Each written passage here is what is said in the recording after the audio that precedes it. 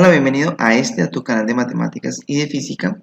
Esta es una secuencia de videos del curso de cálculo integral. Abajo te dejo el link de mi página web donde puedes ver en orden todos los temas del curso de cálculo integral.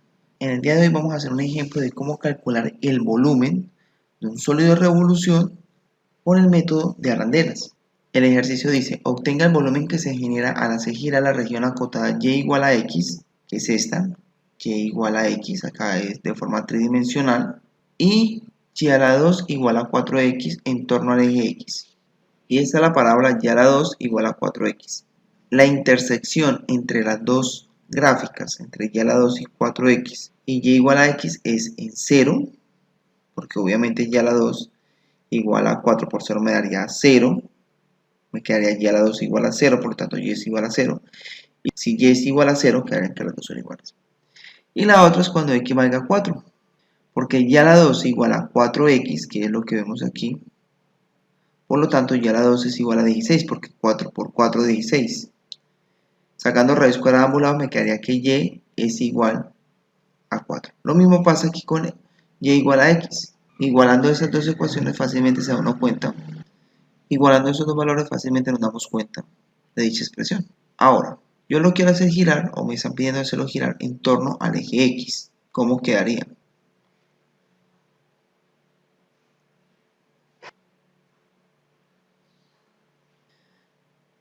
Notemos que va a ser un sólido de revolución que en el interior queda un hueco. El hueco por ese espacio. Acá en el interior se va a ver dicho hueco. Se ven que las dos cónicas vienen acá unidas. Acá están separadas por la margen acá del plano, ¿sí? Pero acá se debe pegado. Acá se debe ver unido. ¿Cómo se nota acá? Y ese es el tipo de sólido que nos van a dar. A este sólido hay que calcularle ese volumen. Como se ve acá, ya corta este plano, acá se forma una especie de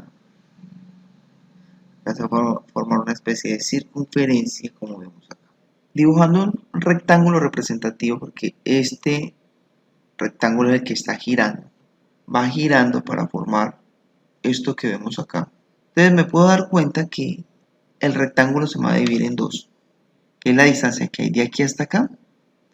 Eso que gira es lo que forma el sólido, que podemos ver acá con el programa, que es esta distancia que hay acá. Esa distancia es la que está formando el sólido. Y esta distancia que está acá es la sección hueca que toca la segunda gráfica, que toca esta gráfica que aquí la vemos de color como naranja, que es esta distancia de acá. Entonces, por eso se llama método arandela, porque si yo hago girar este rectángulo teniendo en cuenta que esto es lo sólido y esto es lo hueco, se me va a ver como algo así como esto. Mirándolo el rectángulo de una vista lateral, por un lado, veríamos de que esta línea negra sería mirando el rectángulo en esa dirección, sería esta línea de acá. Ese rectángulo al girar forma esta parte de la arandela, y este rectángulo que yo veo acá es este mirándolo en esta dirección. Al girar forma la sección hueca. Por lo tanto, un delta de volumen del sólido, es decir, un volumen de una de sus arandelas, sería pi r a la 2, donde este r mayúscula es la distancia desde el centro del punto exterior. En esencia estaría calculando el volumen de un disco completo, relleno, sin el hueco. Pi r a la 2 por delta de x. Delta de x es esta altura. Profe, ¿por qué delta de x? En esencia el radio sería la distancia de aquí hasta acá, y el delta de x, la altura, es este que vemos acá. Por eso es delta de x, porque está sobre el eje x. Hasta aquí es simplemente el volumen de un disco completo, pero yo debo extraer o sacar el cilindro que está acá en su interior. ¿Y cómo se calcula el volumen de un cilindro? Pi por radio al cuadrado, en este caso el radio lo va a representar con R minúscula, por el delta de x, porque es exactamente lo mismo. Los dos tienen la misma altura. Aquí sacando factor común pi adelante y sacando factor común delta de x es este. Ese sería el volumen de uno de ellos. ¿Por qué digo aproximado? Porque si esta base es siempre ancha, se va a perder parte del volumen, porque notemos de que eso de acá se pierde. Para que sea un poco más exacto, tendría que ser que la base fuera más delgada, se perdería menos. Eso implicaría que había más discos o más arandelas, habría muchas más arandelas. La sumatoria del volumen de todas esas arandelas sería aproximadamente el volumen de este sólido de revolución. Ahora, ¿cuándo sería exacto? Cuando la base tienda a cero o sea prácticamente cero, es decir, que sean líneas. En ese caso, la sumatoria de esas infinitas arandelas daría el volumen del sólido. Pero eso viene siendo una integral. Vamos a identificar quién es el radio mayor, quién es el que está más alejado con respecto al eje de simetría, esta curva. ¿Quién es el radio? Y. Ahora, esta curva era esta. Este es R mayúscula. Yo necesito es el valor de Y. Entonces, si lo pienso, Y viene siéndose, despejando acá, sacando raíz cuadrada de ambos lados, sería Y es igual a la raíz cuadrada de 4x. Entonces, el radio, la distancia desde el eje de simetría hasta acá es Y, que en este caso viene siendo raíz cuadrada, porque saco raíz cuadrada de ambos lados, raíz cuadrada de 4x. Ese es el radio, que se eleva otra vez al cuadrado, es decir, estamos haciendo el proceso inverso. ¿Cuál es el radio interior? Es decir, el radio del cilindro hueco. Es la distancia que hay desde el eje hasta la función lineal. Ese radio es Y de esa función. Esa función es Y igual a X. Y igual a X, por lo tanto voy a reemplazar ese radio por Y.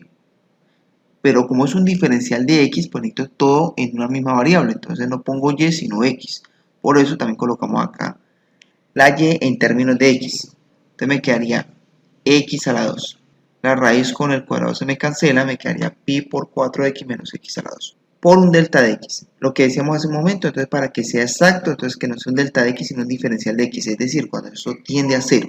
Cuando el límite de la base de los rectángulos tiende a 0 y por lo tanto tenemos la sumatoria de infinitas arandelas. Como la integral depende de x, entonces miro mi eje x, de dónde va la integral, va de 0 a 4. Entonces mi integral va de 0 a 4. Esta es la parte más complicada del ejercicio, porque de aquí en adelante es fácil, simplemente es aplicar integrales, lo que ya hemos visto antes. Entonces, integrando 4x, ¿cuál es la integral de 4x? Se le suma 1 al exponente, entonces quedaría 4x a la 2 y divido por el exponente. Y 4 y 2 me daría 2. Acá le sumamos 1 al exponente, eso me daría 3, dividido por el exponente me daría 3, evaluado de 0 a 4. Acá simplemente simplifiqué esa expresión. Aplicando el segundo teorema fundamental del cálculo, tomo esta expresión, la evalúo en 4, me quedaría ese pi, 2 por 4 a la 2, voy a cambiar a x por 4, menos 4 a la 3 sobre 3, menos pi, paréntesis, esta expresión evaluada en 0, 2 por 0 a la 2, menos 0, 0 a la 3 sobre 3, 0 a la 3 sobre 3. 4 a la 2 da 16, 16 por 2 32, 4 a 3, 4 por 4 16, 16 por 4 64 sobre 3. Esa expresión se cancela no porque sea 0, sino porque hacer las operaciones matemáticas me daría 0. 32 menos 64 tercios es lo mismo que tener 32 tercios por pi.